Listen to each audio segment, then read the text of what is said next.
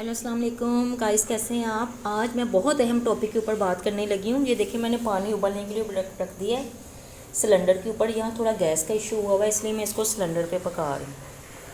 ठीक है, आज का मेरा टॉपिक है कि यूटीआई का जड़ से खात्मा कैसे किया जाए विदाउट एंटीबायोटिक। अच्छा, यूटीआई एक ऐसी बीमारी है जो कि मुकम्मल तौर पे आपके जिस्म से ख़त्म नहीं होती। इसका बैक्टीरिया दोबारा ग्रोथ कर जाता है। आपने एंटीबायोटिक खाई है, ठीक है, तो उसके बाद थोड़ी अरसा गुजरना है, उस बैक्टीरिया ने दोबारा ग्रोथ पकड़ लेना और फिर आपको दोबारा यूटीआई। इस तरह ये रिकरेंट होता रहता है, बार बार होता है। अब कुछ लोग कहते हैं कि हमारे ऊपर दवाइयाँ भी असर नहीं कर रही हैं। हम नोविडेट भी खा चुके हैं, हम फोसिन भी खा चुके हैं, जिथ्रोमाइसिन, बहुत तरह के ब्रांड्स की दवाइयाँ खा चुके हैं, क्रैनबेरी के सैशे पी चुके हैं, फिर हमारा वापस आ जाता है। बल्कि हम में रेजिस्टेंस हो गया बैक्टीरिया, हमारे ऊपर अब एंटीबायोटिक भी असर नहीं कर रही। अच्छा गाइस, मैं आपको बताती हूँ कि उसका बेहतरीन सोल्यूशन क्या है कि आप सबसे पहले अपनी एंटीबायोटिक स्टॉप कर दें, क्योंकि जितनी ज़्यादा आप एंटीबायोटिक खाएंगे उतने ज़्यादा आपकी इम्यूनिटी लो होगी। आप इन्फेक्शन के साथ फाइट नहीं कर सकते, वो वक्ती आपको आराम देंगी एंटीबायोटिक। उसके बाद दोबारा जब एंटीबायोटिक का असर ख़त्म होता है तो बैक्टीरिया ग्रोथ कर जाता है। अब मैं टू द पॉइंट अपने टॉपिक पे आती हूँ कि विदाउट एंटीबायोटिक हमारा यूरिन कैसे क्लियर हो सकता है। क्योंकि सबसे ज़्यादा यूटीआई में यही होता है कि आपको बर्निंग हो रही होती है, आपको पेन हो रही होती है, आपको फ्रिक्वेंट यूरिनेशन यानी कि बार बार वॉशरूम में जाने की हाजत होती है। और गर्ल्स में तो ये मसला बहुत ज़्यादा है, और आजकल बच्चियों में भी ये हो रहा है बहुत ज़्यादा। तो इसके अंदर ये होता है कि आपका यूरिनेशन कम हो जाता है, आपका आउटपुट यानी यूरिन का आउटपुट कितना यूरिन आ रहा है वो कम हो जाता है, बूंद बूंद करके पेशाब आता है, तकलीफ़ से आता है, चला नहीं जाता, कमर में दर्द, आपको हर वक्त एक सुस्ती रहती है यूटीआई में, आपका दिल नहीं करता कुछ खाने को, आपकी आइज़ के नीचे जो है ब्लैक सर्कल हो जाते हैं। और बाज़ अगर ये मसला क्लियर ना हो, खुदा ना खास्ता, ये किडनी इन्फेक्शन बन जाता है, किडनी तक पहुंच जाता है, उसकी वजह से आपको फ़ीवर आ सकता है, सर्दी लग सकती है। और फीवर भी ये लॉन्ग हाई लेवल का टेम्परेचर होता है, और बाज़ का लो ग्रेड का भी होता है, लेकिन इसमें शिवरिंग होती है, सर्दी लगती है।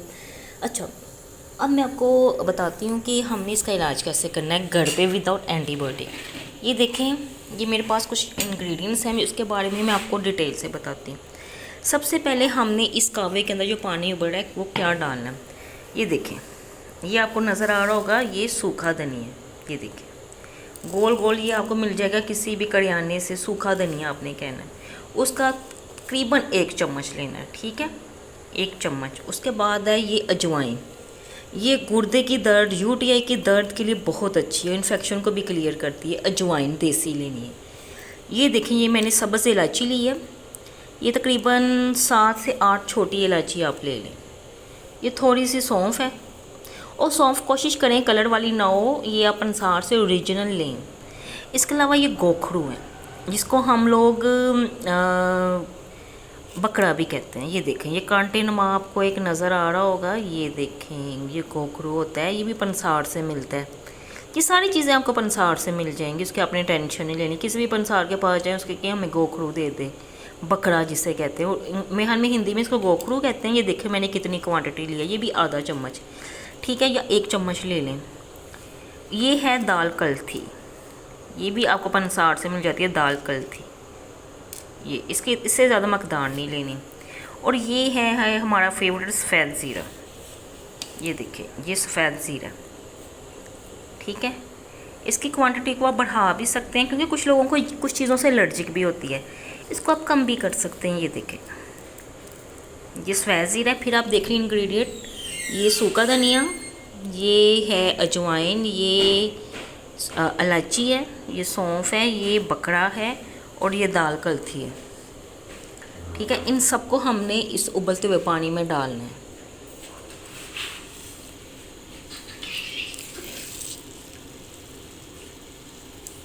ये देखिए, ये देखिए, ये ना पकड़ा है, ठीक है। थोड़ा सा पानी बॉयल होने पे आएंगे तो ना फिर हमने ये डालनी है चीज़ें, और इसको कम से कम 5 से 10 मिनट आपने पकाना है। अच्छा, ये जितनी मैंने क्वांटिटी बताई है, जितनी भी चीज़ें बताई हैं मैंने, उसका फ़ायदा क्या है, ठीक है, मैं आपको बताती हूँ। ये सबसे पहले जब आप पिएंगे आपका विद इन 1 घंटा या आधे घंटे में यूटीआई क्लियर हो जाए। आप कहेंगे वो कैसे? इनके अंदर जो इंग्रेडिएंट हैं ये डाययूरेटिक है, यानी कि आपका यूरिन को खोल देते हैं। हमारा यूटीआई जो हमें बर्निंग सेंसेशन हो रही है, दर्द हो रही है, वो असल में हमारी नालियों के अंदर सोजिश हो जाती है। और ये जो कावा बन रहा है ये आपकी सोजिश को ख़त्म करेगा और यूरिन को खोल देगा, ठीक है। अच्छा, ये आपने लगातार 5 दिन रात को सोते वक्त पीना है लाजमी, ठीक है। रात को सोते वक्त आपने पीना है। अब इसलिए पकड़ा है 5 मिनट तक इसको या 10 मिनट तक आप उबाला दें। ये देखें इतनी गैस पे मैं इसको उबाल रही हूँ।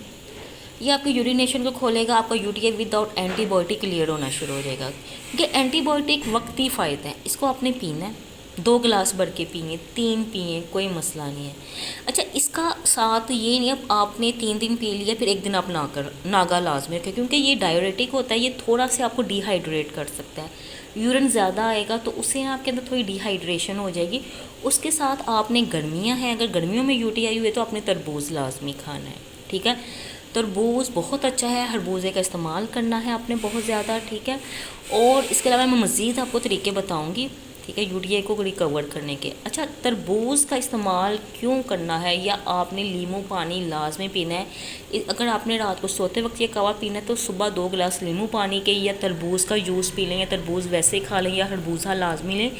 उसके क्या फ़ायदे हैं, क्योंकि वो जो आपके अंदर थोड़ा सा डिहाइड्रेशन हो गई है ये डाययूरेटिक ड्रिंक पीने के बाद, वो आपकी डिहाइड्रेशन को रिकवर करेगा, आपको यूटीआई मज़ीद कवर करेगा, ठीक है।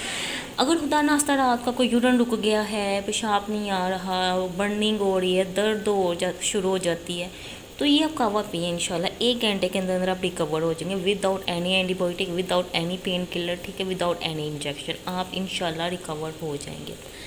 दूसरा तरीका ये साथ करना है, अगर आपने 3 दिन ये पिया है ना, अगर गर्मी है तो तरबूज आता है, ठीक है, तरबूज के बीज आपने इकट्ठे कर लेने हैं, उसको थोड़ा सा खुश्क करना है, उसको आपने अच्छी तरह पीस लेना है।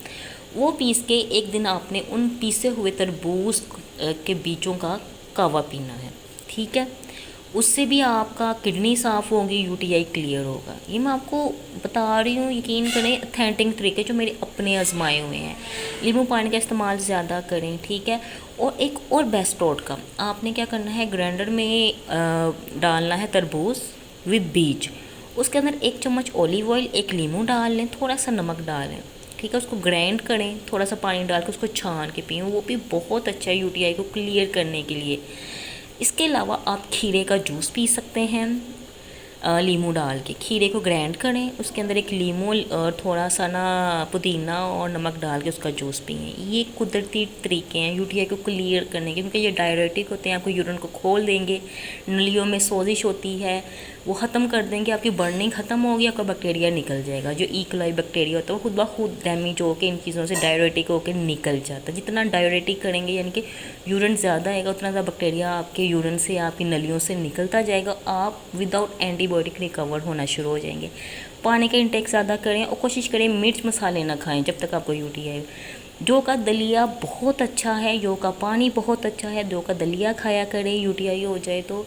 और पानी इसका उबाल के पी सकते हैं, यानी कि 2-3 घंटे पहले आप जौ को भिगो दें और उसके बाद उसको उबाल के उसका पानी पिए। सत्तू शक्कर बहुत अच्छा है, ये पिएं। गुलाब की पत्तियों को पका के पिया करें, ठीक है।